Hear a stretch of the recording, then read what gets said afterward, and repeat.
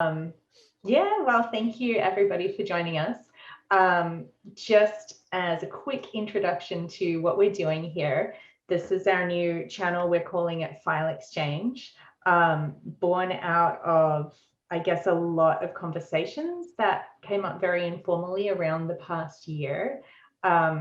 Colette and I just kept chatting with each other, and then we kept inviting a lot more artists, and it became a really kind of like a lifeline through the pandemic that we want to keep going. So yeah, Colette, if you want to. Yeah, and it also became this place that we didn't even realize we needed, which was to exchange tips and tricks and our files in a new type of studio visit that wasn't really acceptable before the pandemic. I feel like it wasn't as acceptable to have a digital studio visit in the art world.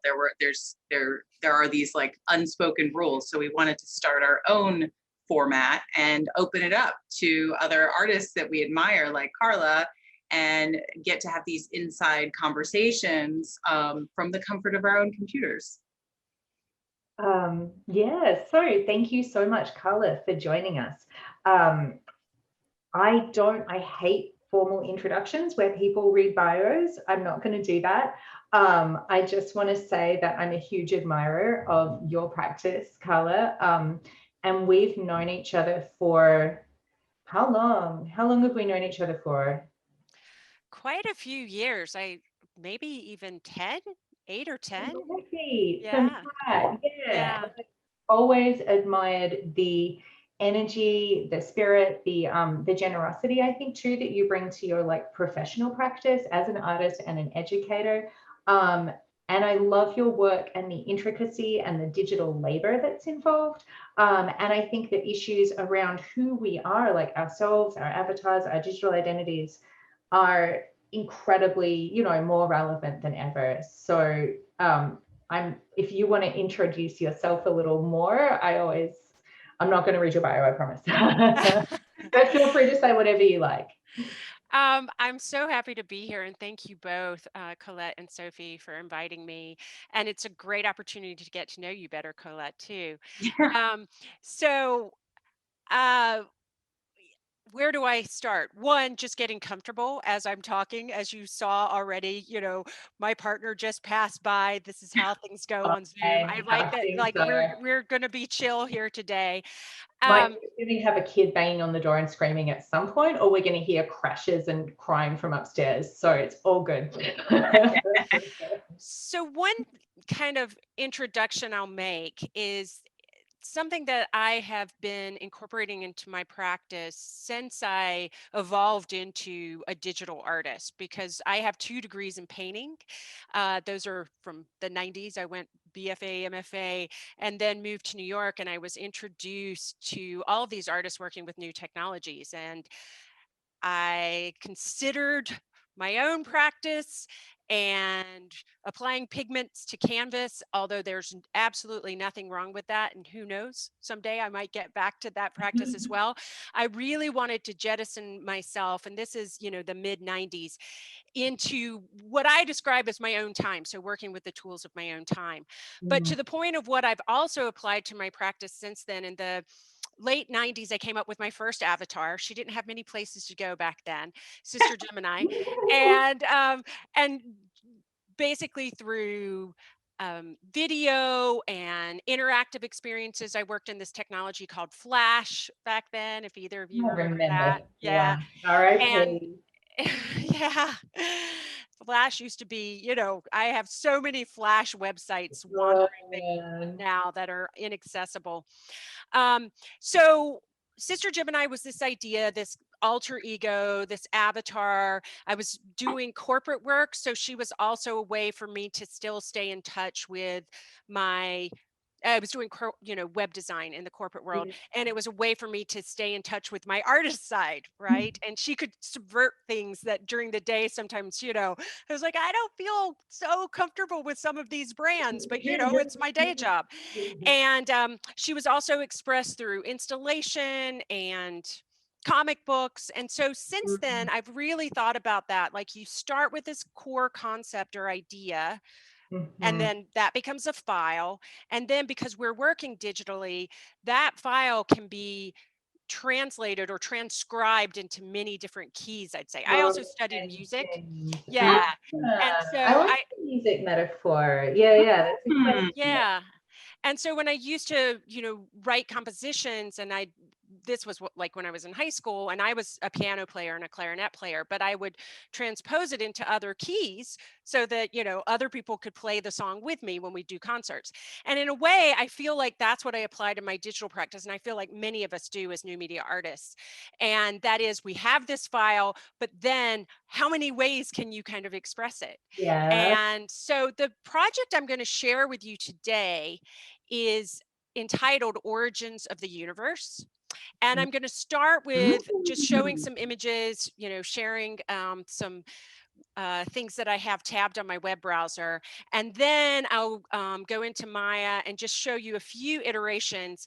At the time when I was working on this project, I began working on it in 2017, and I was primarily working on a Mac.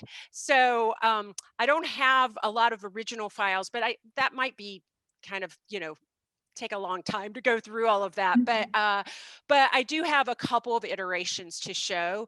And Oh, cool. then I'll also be showing kind of its latest translation into a social VR project. And Mm. maybe we can talk a little bit about, file size and polygon count and, all of those things. Oh my gosh, yes. I have So seen that. Yep. all right, so I will begin by sharing my screen, and let's see. Okay, and I'm glad this isn't live, but also in terms of this project, just giving a trigger warning. It is dealing with the female nude, and so there is going Hmm. to be nudity. Okay, um, and I think I'm sharing my screen. Is that sharing? You see the web browser? Yeah. Yeah. Okay, and there you go. The Yeah. original Nice. Yeah. shot. Yeah. So this is Gustave Courbet's Origins of the World, and it's really fascinating. A few years ago, I remember hearing about people having their Facebook accounts turned off because they were posting Mhm. this photo. So it's Because really the amazing AI to saw me. it and it triggered, some automatic. Yeah. Yeah. Yeah. Yeah. Yeah. So it's really fascinating to me, on social media, Instagram, Facebook, certain works that I produced in the early 90s. Throughout the 2000s, using my own body or working with the human form, I can't even post on those platforms, and that we Yeah. don't have algorithms to still kind of distinguish art from pornography from, it's Yeah. complicated, right? So Yeah. Yeah. anyway, this piece was the inspiration for Origins of the Universe. A lot of my work is about remix. Another work that I'm really kind of known for, it took on a life of its own, is the Garden of Emoji Delights. And that work exists, well, first, it's a remix of the Garden of Earthly Delights by Hieronymus Bosch. And that work exists as a physical print, 4K video, augmented reality, experiences, and sculpture. Mhm. So keeping with Mm. my bent of remixing, mashing up, and kind of finding inspirations from art history, I started with the Courbet. That we've had a long time on that shot, haven't we? So I also tend to, like I did with the Garden of Emoji Delights, kind of mash up elements of contemporary digital culture, or internet semiotics, for example, emoji, or different things that are happening. So this is an example of one of these iPhone holders that you can print yourself. Mhm. And there was, when I first started this project in 2017, it was part of a solo show I was doing at Dom Gallery in Berlin, Germany. So there were other components to it, but the sculpture was one of them. And it was, so this is important to mention, it was part of a project called the Selfie Drawings, and that led into a show called A Subject Self-Defined, and led into the show at Dom, which was called Until the End of the World. And anyway, I noticed at the time, because you're going to all these 3D printed, like all these websites where you can download 3D models. And here was an example of an iPhone holder. And here's one of a pen holder. Lovely. Yeah. And of Oh, course, yeah. And there are, some examples that aren't about just female objectification. But here we see, we compare and contrast the Courbet, which is considered high art, fine art. It's in a museum, even if it does lead to Facebook bans. And then we see this example, for your iPhone holder, your pen holder, of these kind of objectified females. And so I wanted to mash up those two references. So, moving on, this is the original piece that I produced for the show at Dom Gallery in Berlin. And one thing, because Sophie, you and I were in a show together, and this was the work I included, but this was an earlier iteration, Yeah. and it glowed in the dark. It's loading wow. Yes. And listen, a bit forms windows, like you're walking down the street at night, Lower East Side, it's glowing green. yeah, that could have been fun. The two iterations I put in the Bitform show were, which I'll get to, were a copper colored one, and then one that was just completely white. And one includes an app, which I'll talk about too. Yeah. So anyway, but it was fun because I was really thinking about, in some of my past work and in the selfie drawings project, where I digitally drew 52 selfie drawings over the period of a year, published a book and augmented all 52, and then made sculptures and videos and things like that. I was really thinking of the female as alien, and so the idea of making her kind of glow in the dark appealed to me at the time. And so that was the early iteration, and I was using an iPod at that time instead of an iPhone.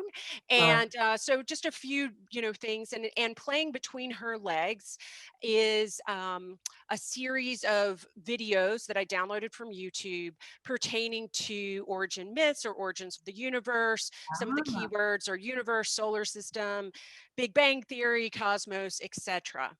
And so one thing in making this piece, I really wanted to comment on, we're, I guess, fourth wave feminism, but I'm coming out of third wave feminism. But second wave feminism, there was a certain kind of essentialism, right? And it was all about the woman and her connection to nature and giving birth. And yeah, and I wanted to subvert that in a way. I mean, not in any sense, those are all wonderful premises too about our femininity, but also tie women to technology. Right? Yeah. Like it's the kind of young and idealized body, and it's an appropriation of the bodies that you're seeing in those kind of consumer products too. Yeah. And so, tying the woman to, I mean, one, the Courbet is origins of the world. I expanded it to the universe. I'm really interested as a novice, like M theory and string theory for dummies. But, for many decades, I've been fascinated by, all of the possibilities and cosmology and astronomy and all of these things, but also in kind of technologizing this form, speaking to the fact that women in the 1940s were called computers. Our first computer programmer was a woman. Sadie Plant's cyber feminism, computers, right? Yeah. And so to kind of extend it from origins of the world, the woman, the essentialist female version, the woman giving birth, but the woman giving birth to the universe, and through computing and through the work she's done as a engineer or artist or technologist. So it, like most of my work, there are a lot of mixed metaphors, and I mash up a lot of different concepts. And sometimes it's harder for me to articulate that because it a lot of times just comes from kind of visceral responses to things I see. Intuition. And intuition, which I know is a hard word to, because there's so many things you're studying and experiencing, but this piece feels very intuitive to me. It makes, even if I didn't have that background, I'd be able to kind of have that direct visceral connection with it. And that connection between the Courbet and then also, you don't usually have that origin of the universe with technology and women. And also that idea of motherhood, like motherhood and what that means and like what it means to put something out in the world. That's And true. to produce It is a something. much broader sense of birth than, you know, like a purely biological one too, isn't it? Yeah. Right.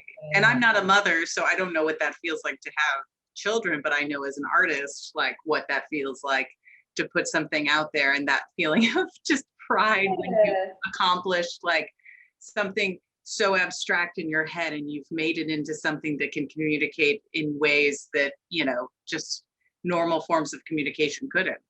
Yeah. As a Yeah. mother, I don't think it's a bad metaphor, you know. Some of them, some of my creations I'm Yeah. not as proud of as I am of my kids.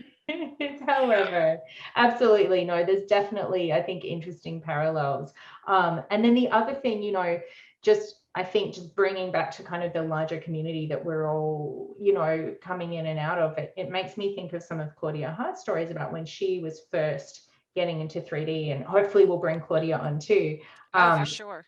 How she would go to SIGGRAPH, and, you know, the kind of the demo files for the like 3D rendering programs would be, you know, naked women, or there'd be the booth babes, or it would be like, you know, like a kind of pornographic figure on like a motorcycle, and just like the way that we encountered female bodies in 3D imaging, and in especially in the corporate 3D imaging, you know. So yeah, I think that's all really, really interesting to kind of pick away at. And also, Carla, can I ask you one question just technically? What software did you use to make this model, and how did you print it, and what material did you print it with? Yes, I've got all of that to Oh, go is that through with later? you. Okay, sorry. And no, definitely, I, because I think that's really, that's kind of the heart of what these conversations are about. And I have Maya right here. This is Oh, showing kind of nice. some, you know, early versions and some iPhone holders I was, you know, downloading. And then I have a later version. You see, she gets bigger and more Right. refined, mm, because oh my gosh, you know, at the time just working with ink cloth and trying to get that, you know, all smooth. And Yeah. then the mhm, last version, which was the 2018, this was the Bitforms version, which is even yeah. larger. And I have the dimensions for all of that, though I can talk about that. But one thing I wanted to anecdote that I don't think I've shared publicly. So Mhm. I will share it with you all today. Yay. Just speaking to, you know, like tech festivals and conferences and things like that.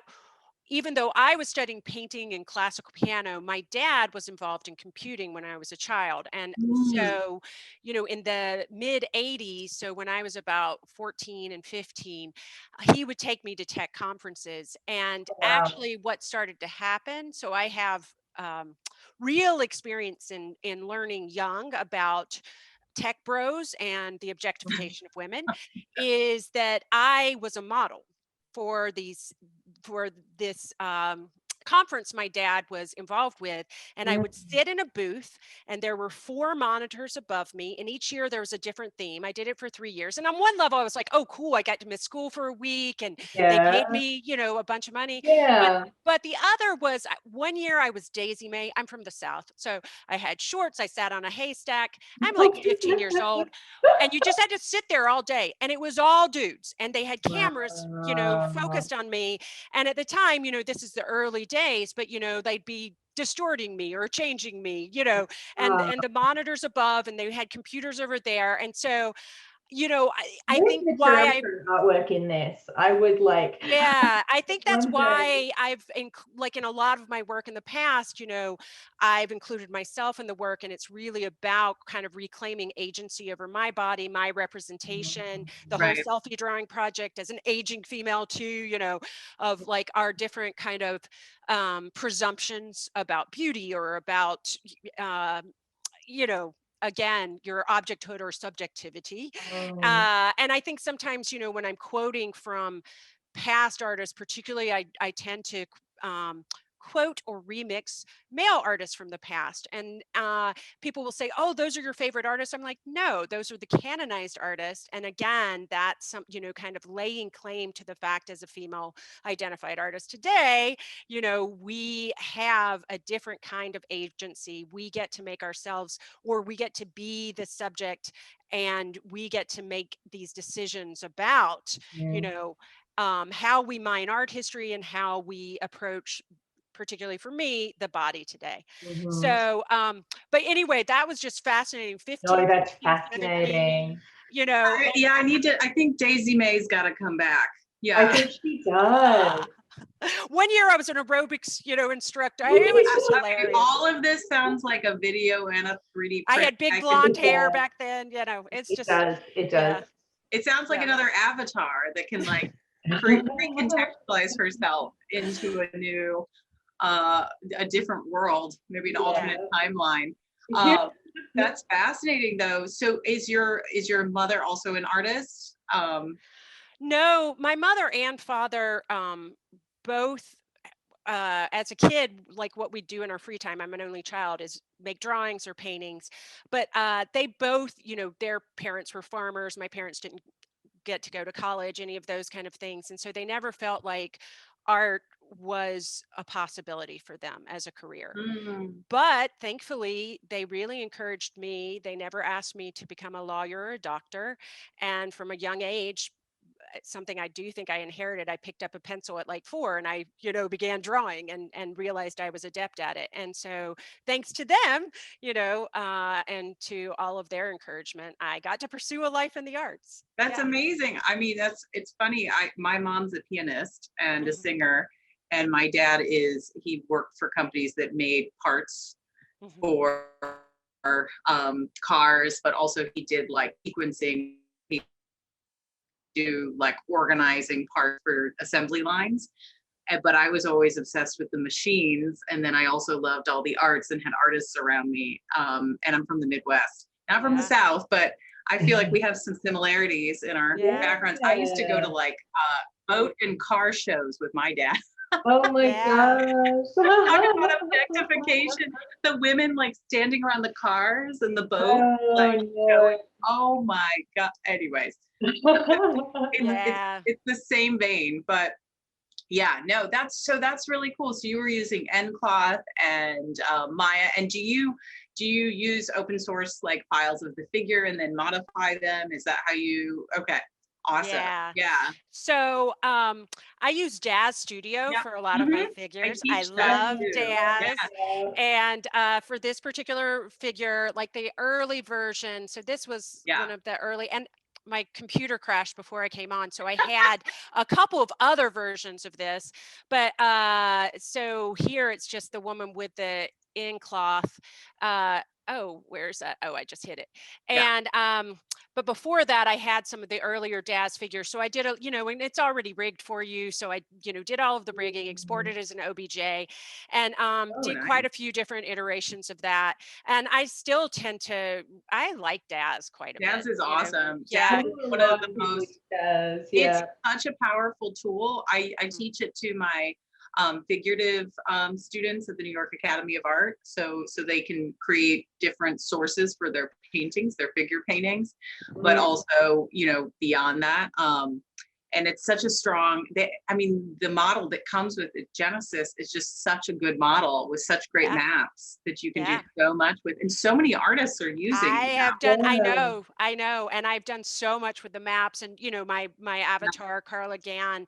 I mean, she's so now. one, rigging is just a pain. So that's one other Oh, thing I really love about Daz. yeah. I've, explored Carla Gann, cross-platform avatar for recursive life action generative adversarial network. Say that 10 times fast. My avatar.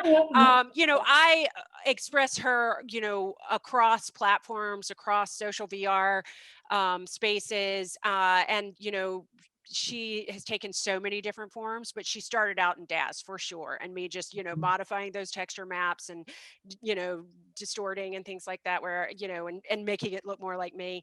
Um, so that is basically what I did to get started with this as well. I mean, and as you can see in the first model, I and this is from 2017, so this morning I was like, oh, reverse engineer.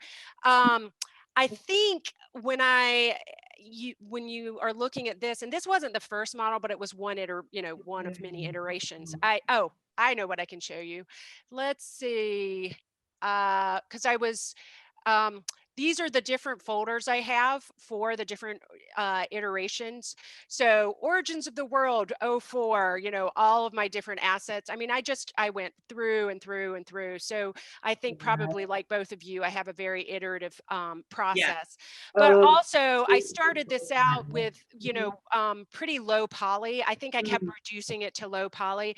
And so mm, then, you know, there was some sculpting that went in to kind of yeah. actually, you know, and some of it, you know, it's not all anatomically correct after I started sculpting and smoothing, Mhm. and also if you it didn't get saved because my computer crashed. But Ah, originally, the bed, I was like making the bed to scale of a person, but it didn't read Uh, sculpturally.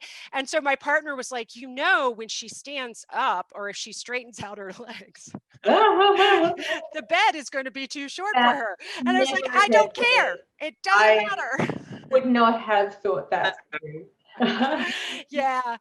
Um, and so, you know, some things get articulated. There's some strange things in the anatomy here, but I actually just liked kind of working, you know, continuing to work on it, continuing to kind of smooth and use different sculpting tools till I got something that aesthetically was pleasing to me. Mhm. And then one other thing I want to touch on, because this piece is mm, yeah. actually, you know, it's a 3D printed sculpture, and I'm going to get into the different ways that I printed it because I did a PLA low res, and this was me testing all these different Mm. painting methods for it. And PLA, Oh, you know, I mean, this was a really, really low poly model. I don't think you can see now, but like all the ridges and things like that. But this was when I was yeah. first testing, like, what did I, you know, did I just want white plastic or what was I going to make it into? And then this Mhm. is an early version, also learning because a lot of my 3D, you know, I apply for AR or VR, but when you get to 3D printing, it's a whole different ball of wax. So this is the model. This is with gypsum plaster. It's an inkjet Mm. print Is that head the that moves across a bed of physical? powder. And Physical, yeah. and there was all this powder in here. So and I had some surface issues. So those Mhm. are some early attempts. And then I spray painted it with the glow in the dark paint. And I had to do Yeah. several layers, all of that. But then to get back to the other aspects of it. So there also, you know, is this phone that is this smartphone between her legs. And I want to speak a little bit about two different kind of iterations of the content playing on the phone. Mhm. So one was a video that I produced from all these different string searches: universe, solar system, Big Bang, cosmos, spiral, galaxy, light years, expansion of the universe, theories of relativity, etc. But and it was a standalone video, right? But then I worked with Effie Reaper and John Sote on creating a generative work. Mhm. Mm. And so that's what I wanted to show you, because this is actually from Bitforms, and talk a little bit about that software, because that's an important aspect of it too. And so this is never the same, this app. And so I worked with them. They created 4 content players representing space and time. So, you know, 3 for dimensions of space, 1 for time. And they're Yeah, scraping from YouTube maximize content. the video.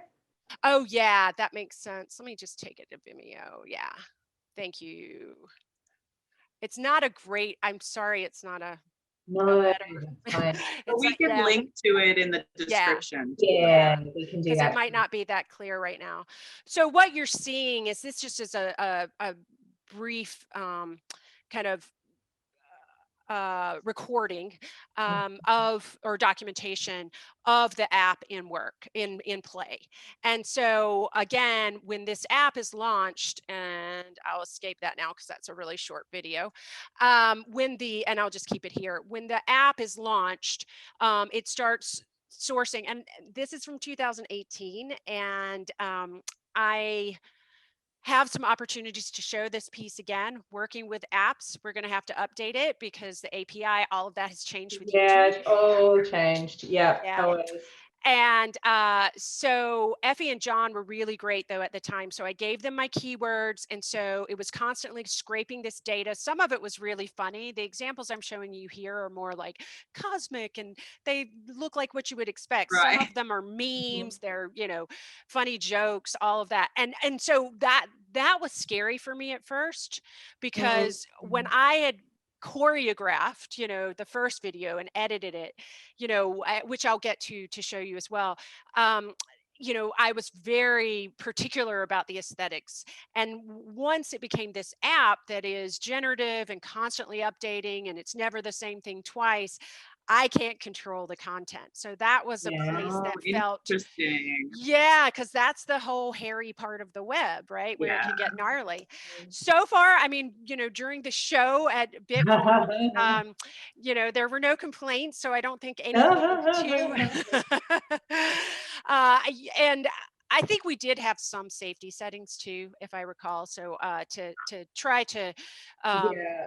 pro or to try to avoid any Yeah. questionable content. So another thing about the sculpture that you're looking at right now, and I will also just take you, I don't have the app or the video Oh, playing right now, nice. but that's the actual sculpture. Yeah, I saw it in the Bitform show. It was Yeah. beautiful. And so that's one version. There's also the version which is a white natural versatile plastic. It's this nylon plastic. And I had this, now I'm like, let me adjust my camera again. And that was in another show Bitforms did in LA. And then this is the one with the copper plating, which I want to talk a little bit more about. And I think again, because my computer crashed, I lost my link I had, but I'll just tell you the person I used for this was Paul's Chrome Plating in Evans City, Pennsylvania. And I have another funny anecdote to share with you all. So I use Shapeways for the 3D printing of the copper colored one you see there, and also the white one that you see there. And so Shapeways was really great, expensive, but great. And I think I have, oh yeah, my model's still up on Shapeways. So there we go. Oh yeah. So this is where I was, right? Yes. So I found I was looking all over the city for people who, and since then, thanks to you, Sophie, I found someone in the Navy Yard who's worked with me on this. But I found this one place. I brought my model, and they wouldn't print it because of the subject matter. And I'm not going to name names, but yeah. I have a funny story for you. That's like I'm blanking on the name of the artist, but this I think it's a ceramicist who did like the Kohler residency, and the model was a Santa who was like urinating on the ground, right? And during that residency, apparently the factory workers kept smashing the casts because they objected to like peeing Santa. So, but it's an interesting point. I think it brings up a larger interesting point, because as artists, we're not always, as digital artists, we're often not working with fine art fabricators, like we're having to work with industrial fabricators. And so the interface with, kind of engineers and people who often don't handle artwork can be interesting and complex. The response I always get when I send a busted 3D scan file is like, just checking, Sophie, is this what you wanted us to print? Did you send us the right thing? I know. Isn't that wild? I think you raise a really good point. And it's something I discovered, and I've discovered it before, but generally with I used to make tons, and still do, 2D digital imaging, 2D digital images, prints, and I'd work with Lamont, and they work with artists and kind of understand the vocabulary and language. But for this particular process, I think I misspoke and said I was asking them to print it. I was asking them to plate it, and they wouldn't do that. And they wouldn't do that. And yeah, and so I found Paul's Chrome Plating in Evans City, Pennsylvania. And for this particular piece, and it's a little, he said it's a one stoplight town. And so I sent him to print. And another thing I found is some people wouldn't plate plastic, although it's a process that's been around for a while. Yeah, it's very specialized. Yeah. There's the other place my friend Ashley Zielinski works with, who I think we should bring her in too. She found the place that they did the plating for the NASA the James Webb Space Telescope, because she did a collaboration with NASA. So apparently they're wonderful as well. I can get the name for that. We can put all the resources so that other people can reach out. Because electroplating, it's something that I really moved towards. Like I used to work with bronze casting a lot more. And Colette and I've discussed this a lot. It's so slow. There's no iteration. It's the absolute opposite of rapid prototyping. It is like very, very, very slow prototyping. Right. So I just cut out the middleman and or woman and started like painting and plating my stuff myself. And then, you know, the other thing with the metal plating too is it's actually, because of the honeycomb like nature of these prints, especially the SLS, it infuses. It goes right in, and the print becomes really heavy. So you can actually color, and I'm not sure if you're aware of this, but you can say that it's metal with a plastic core for a collecting. And I like that. They're like, oh, it's heavy, you know. Yeah, this one is quite heavy. Oh, but I'll, because I tried another workaround. 1 second. It's funny thinking about, I mean, I haven't had to experience that. So this is one that's painted to look, you know, that copper color. And this was through Ashley in the Navy Yard. Oh gosh, why am I forgetting his name? Sophie, you know. Rob. Of course, you both know Rob. Yeah. So this one, you know, I was kind of trying to fake it, you know, and I did a series like this, and he did a great job. Yeah, but, but I really, you're right, Sophie, that, you know, for the origins of the universe piece, I mean, it's really heavy now. And that in the description, yes, I describe it as copper plating or copper plated, but yeah, now I know I could just say copper. You could say copper. Because I think this is a whole other question that I actually wanted to ask you about was thinking about like archival value. You know, I think there's a sort of perceived lack of value around plastic objects, and I've certainly come up against that in my own work too, which is why I was casting. It didn't feel that important to me, but it certainly felt like there was a section of the market that felt like it was important. You know, and then the other thing is like the SLS, it sucks up environmental pollutants. So it's actually, it's not yellow. People probably know this too. I'm sure you both know this. Like it doesn't yellow on its own, but it's it'll turn yellow in a few years unless it's in a bell jar. If you keep it in a bell jar, it'll stay white forever. They've got one at Shapeways that's like really old. So I just paint my stuff to get around that. But I think every 3D artist has their own way that they navigate, you know. Yeah, I mean, I do all of my 3D printing at home.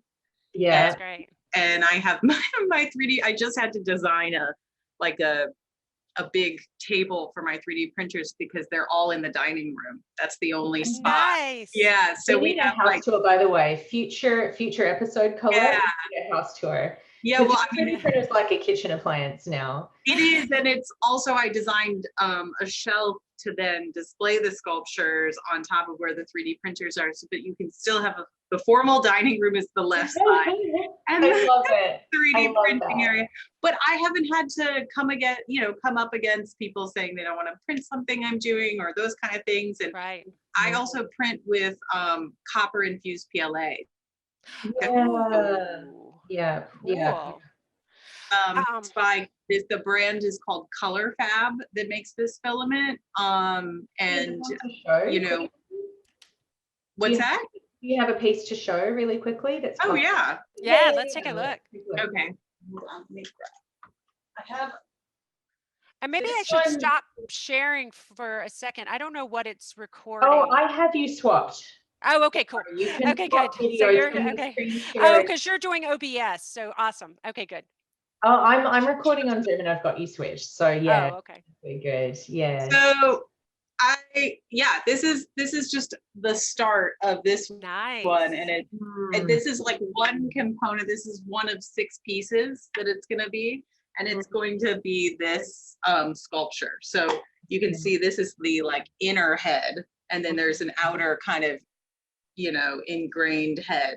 But when it prints, the copper looks like terracotta. And then over time. Yeah, over time you can actually sand it and like patinate it, right? And you can patinate it. Yeah. I am learning so I can do much all of it at home. Yeah, so I do that. I just bought a Creality 3D printer. It's a relatively large format, and I have to upgrade it because there's a number of things that it needed some upgrades, but it was really affordable for an at-home, really high resolution situation, because I can use the Prusa slicer with it, which, oh my gosh, the difference. Wait, I will show you. Hold on. The difference between, this is like big reveal, the MakerBot Z18, which we had been given by Rob. So that's the MakerBot Z18. Oh yeah, mine So this striated. That is gorgeous. Yeah, this and that is I've barely touched it. Like I did a little bit of soldering, but I've barely touched it. Yeah. Carla, do you print at home? Do you do any desktop home printing, or is it all fabricated? No, and you know, that's why I was mentioning I'm learning so much from the two of you, because, you know, as I mentioned before, I work across medium platforms, but for the past few years, my focus has been more on virtual. So on augmented reality and virtual reality. And so I'm learning so much from both of you. I worked with Rob on this one project. And then prior to that, I used to teach at Pratt, at Sophie, as you know. So I was doing all my printing at Pratt, and I was teaching in the Department of Digital Art. So I was printing there. And then for the gypsum plaster printing, it was gypsum and glue, that whole inkjet print process, that I went to the architecture department. And so I was always trying to find resources, you know, at my institution. And what I'm showing now is actually, I'm sharing my screen again, and kind of getting back to a place where maybe I'm more comfortable, because I love this conversation, and it's kind of ironic, since I came out of painting and working with, you know, physical materials and substrates and pigments. But, you know, since I transitioned into working digitally, so much of my work has been more 2D prints or interactive experiences. And so 3D printing, this is why I'm so enjoying this conversation. I always feel like, oh, I'm testing the waters, but I've never, you know, kind of, I haven't dived in to the extent that you you know, Carla, I went to MICA for undergrad. I was a painting major. And in graduate school, painting. I didn't start working digitally until 2012. Wow. Yeah, I'm a newbie in that. Yeah, and it was actually, my husband's always been an early adopter, and he got into Photoshop. He and I were both born in 1980, and he got into Photoshop when it first came out. Yeah. And so, but he was also a painter. We met in school, but he got into 3D printing immediately in 2010. And since he had a knowledge of software, he had to learn all the 3D software, but it wasn't as huge of a transition for him, because he spent a year at Ringling studying animation. So then he exposed me to that MakerBot community and the maker community. And I was pretty disillusioned with the art world at the time.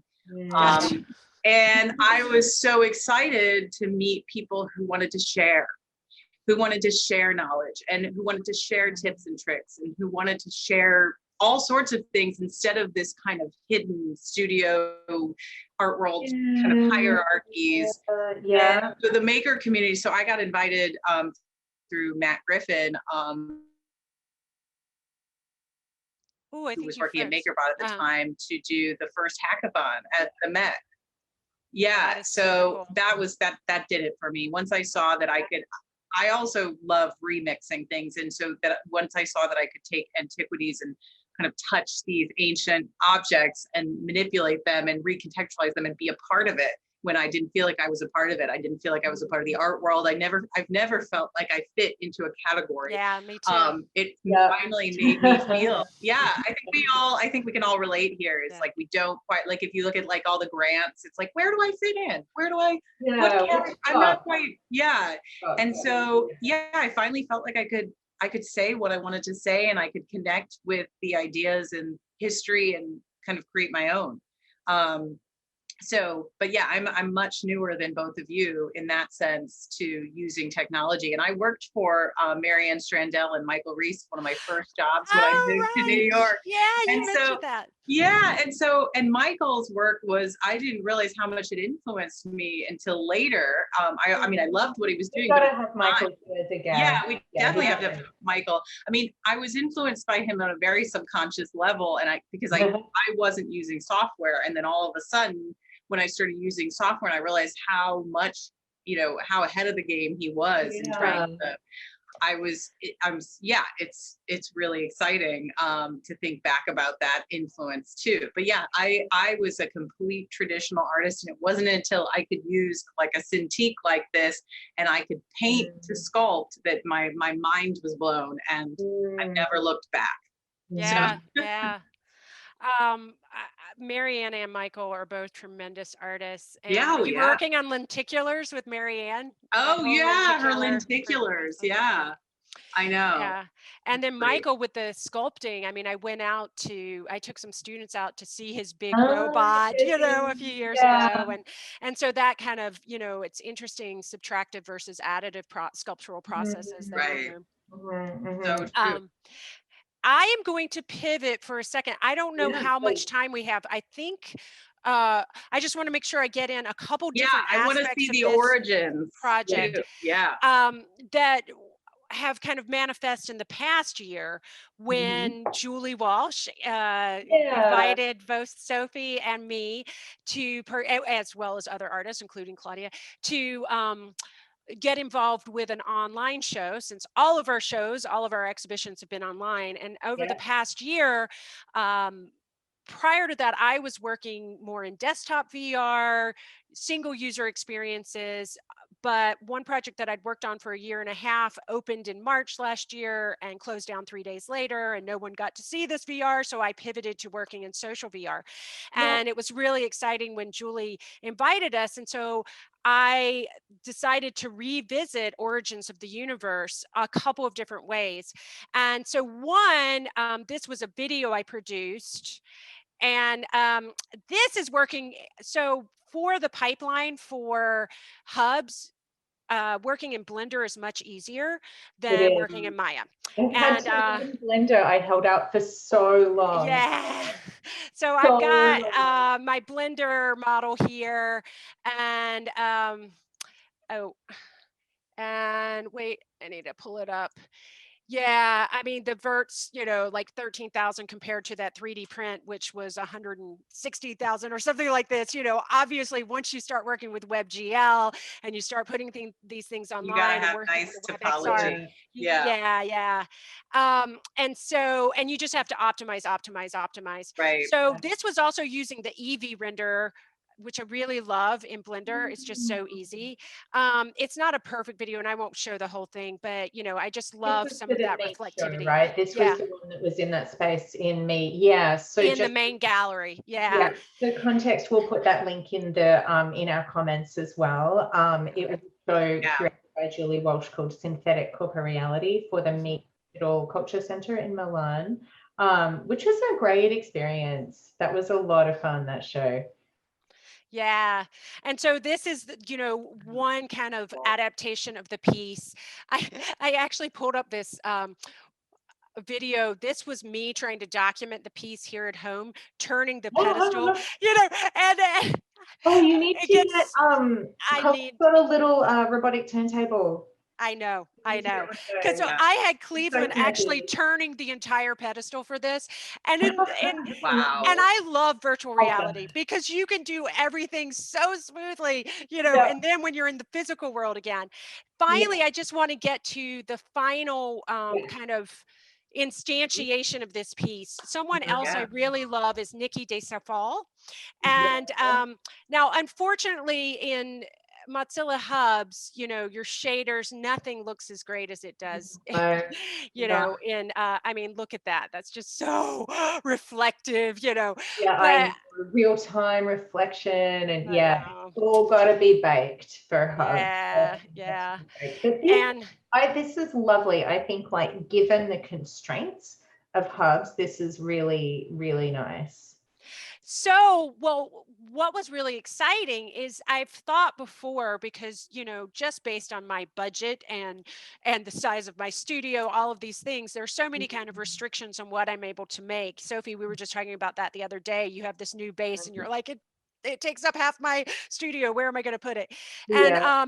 and so a lot of times in virtual reality, I get to really experience wish fulfillment in terms of scale. Oh, And so yeah. I was thinking That's so about, good to me. yeah, and I really wanted to kind of express this on a macro and microcosmic scale.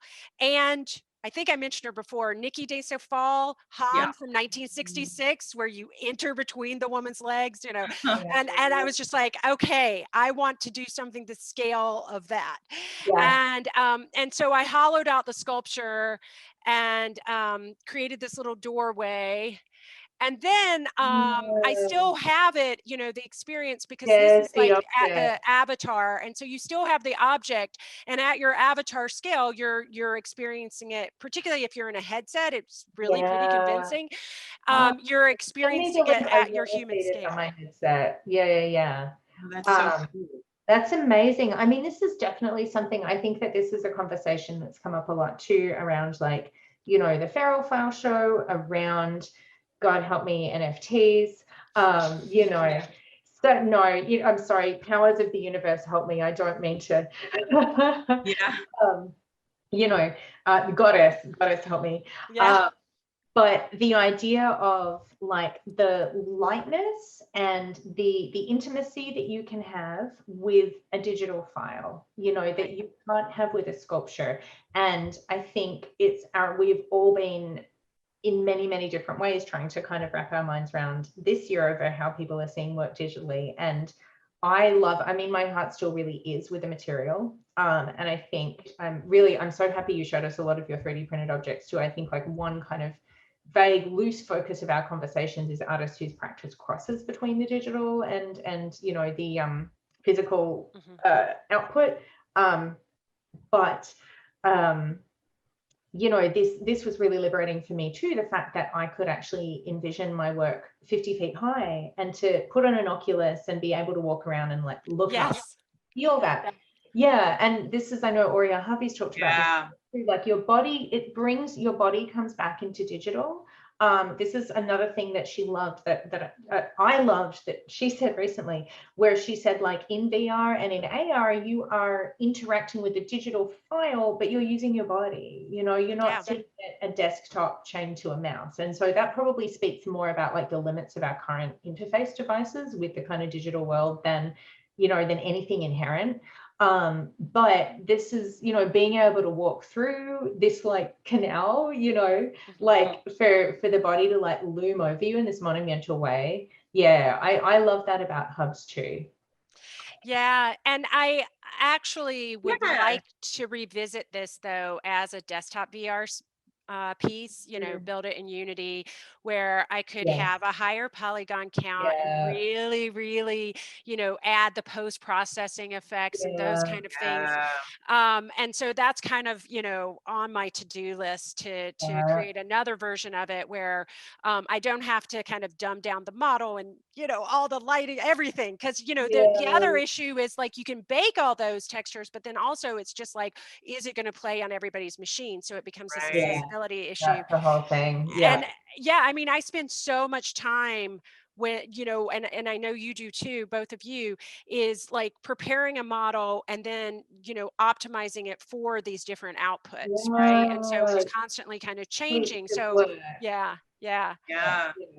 But yeah, it's Colette, I think go ahead. Yeah. Oh, I was just going to say that this kind of going back to what Carla was saying in the very beginning of this about the possibilities of a file. And and how you took this idea and that you've been able to like create different kind of iterations of that idea in these different mediums that completely take the viewer in a different kind of mode each time. So like giving the viewers this opportunity to go inside and then to see the smaller version and all of those things. I think there's something so powerful about that as like a whole body of work with that idea. Well, No, that absolutely. said, uh, I actually want to, we can decide later if we include this in the recording or not, ask you all, because I'm very excited. So I'm pivoting to another project, something that Sophie and I have been Ooh, involved in beautiful. again, and Feral Mhm. File. And Sophie, since you own this as one of the artists who gets an edition, like I got an edition of yours, Yeah. on the Feral File website, the peat box is occluded, so you can't see inside. And then when people open it, It's they're real. able to see inside. So I'm giving you all a sneak peek. But the thing Ooh. that's really fascinating, it's again inspired by an artist from the past, Yeah. Hoogstraten from the 17th century. But you see that it's all about optics and trompe Mhm. l'oeil. And so when you look through, the peephole, everything comes into perspective. Mhm. Um, but and then I made it into a VR experience. So I made it as a 4-platform VR experience for Oculus Quest, HTC Vive, Oculus Oh, Rift, wow. all of these things. Wow. So that instead of When did it you was kind of sleep, that same Carla? macro micro thing. So instead of peeping, then you actually go into the peep box, and there are 2 peepholes where you're being peeped at, which like Yeah. what kind of, the surveillance, kind of society Yeah. we live in. But I'm finally getting to my question. It's hard Yes. for, I am very long-winded. I have gotten an opportunity to participate in a pretty compelling show about surveillance and Mm. peeping, perspective, looking, the act of looking, Mhm. in the fall. And he wants me to make a physical peep box. And I actually used to make physical peep boxes and put them in walls. I take apart, those jewelry boxes with the ballerinas inside with Yeah. the binder. I would Mhm. take that apart, and then I'd change the figure. I'd 3D Mhm. print, or I'd melt some Yeah. plastic figure and put it in the Yeah. inside. I'd then use Duratrans and backlight the peat box, and then Yeah. I'd lengthen the extender. I worked with an industrial designer on that part, Yeah. and then stick that through the wall, and you wind it up, and it turns Wow. around, and it's back in. Yeah. But I am now going to make this one I want to actually make it as you're seeing it here, As an as a object. physical I would object. love to see. Mm, Yeah. Now, would that be insane to 3D print, or should I? No, no, no, no, no, no. I mean, I think, Colette, you might be better equipped to answer this than me. I think, would this be an image texture that was applied like separately? Like the image would be printed on some kind of material and then glued or attached? Yeah, that's what I was thinking, because I think that would be pretty difficult to transfer to, Yeah. a 3D print. Yeah, color And management is a nightmare and it I never know, I good. know. Yeah, Yeah. yeah. Going to Rob's and seeing, all the different examples. Oh, yeah, yeah, yeah. And I just did a light box. So I am doing some kind of physical objects, but this was a wood light box with a Duratrans print. And Mhm. I worked with someone there here in Brooklyn who has a wood shop, and he built that. And I was like, well, should this be something that's constructed in wood? But I think, because I want it to be like an iPhone. I want it to really look like Yeah. yeah. You can 3D in a print contemporary it. You material. can, Yeah. 3D print yeah. is But it's big. ridiculous. Yeah, you can So 3D print. Well, you'd have to break it down into in and then put slices. it Yeah. together. Like Yeah. Michael Yeah, does. Yeah. Shapeways goes yeah, up to like you'd have 65 centimeters. Shapeways will do a pretty decent SLS. But it would be the cost. Like, would 3D printing actually be, because this is quite a simple form? I think the question is more like, obviously you'd want to print the outside, you'd want to print the figure. I mean, those have to be 3D printed either way. Yeah. That has to be 3D printed, but I would wonder if the pricing on 3D print something at that scale is going to be the most effective way to make a fairly simple form. Yeah, that's what I was thinking too. I mean, the relief figures will have to be 3D Yes, printed and then attached. And yes. then the inner, you know, this was a trained on AI. Oh, I also work with AI. So this was all, trained on AI of Yeah. Dutch imagery and Times Square peep shows. And Yeah. so that collaboration is always fun, what that AI comes up with. But anyway, so that would just be attached through glue. There's Cleveland. And Hi, Cleveland. Yeah, but since it is such a simple form, that's what I was thinking too. Maybe Yeah, that should just be fabricated. I would Yeah, have that fabricated. Yeah, yeah, yeah. yeah. I think just you know, the expense would be a lot Because because I mean, it's like this big. I oh no, mean, no, yeah, yeah, yeah. I would yeah, only do the relief. Oh yeah. yeah, Yeah. I would, yeah. and any other like frames that you want to like add print out the 2D printouts upon, Yeah, like affix yeah, them to. yeah, Yeah. Because I think that would, I mean, those would be harder to get constructed. They're going to be a little bit smaller. And again, you can print them in parts and put them together and maybe keep, Mm. you know, design it so that everything's on the, so Yeah, that should like if be, it's yeah, framing a lot of, versions. Yeah. Yeah, I would say, yeah, wood joining and sanding and with a glued relief. And then just glue the I think relief that's on. going to be really cool. I have a digital file too. And I think that, you know, it's going to be interesting to see it actually in the physical realm as I know. well, because That's what it's I'm talking excited so for. much about. Yeah, it's like there is something about your work that has a lot to do with portals Mhm. into other kind of spaces and dimensions, whether it's into a digital world, but also kind of a portal into history, a gaze into a different gaze, kind of maybe a psychedelic gaze into, Mhm. um, or an alternate kind of gaze into history, which is really, it's really cool. Yeah, I mean, I think I think we should wrap up pretty soon here, Yeah, just because yeah, I want to keep us consistent around an hour. yeah. Otherwise, because Sophie and I have a history of going 3 hours. I Um, know, and I bet. well, and I Yeah. think part of that was also the pandemic. Like we were Yeah. also isolated and we didn't have these outlets. But I think, you know, I would love to have you back and do this again and to like see how that project goes and to like continue to have those conversations Yeah. This because is beautiful. yeah, ooh, Yeah. So beautiful. that's a social VR, which if you all could put on headsets right now, I have documentation. The desktop VR is lovelier in terms of there's more Yeah, atmosphere and post processing. I've got an But Oculus. yeah, Maybe there's a way we can do a recording of that sometime yeah. and go through different VR spaces. I Yeah. have not, well, I guess I've done one, I've got a second VR show that I'm doing. I haven't participated a lot in digital based um, taking my files and showing them digitally. That's something I'm kind of dipping my toes into Right. because Mhm. that I my work keep like is. nagging her to do it. I no, I mean it's more. It's not really. Um, it just hasn't kind of reached out to me as much as making something physical. But that being said, I have such a long love affair with working with my digital Mm, files that I'd like to connect with them in a different way or show them in a Right. different way. yeah. So it's not, I haven't ruled it out. I just haven't found quite yet where I want to put Yeah. it.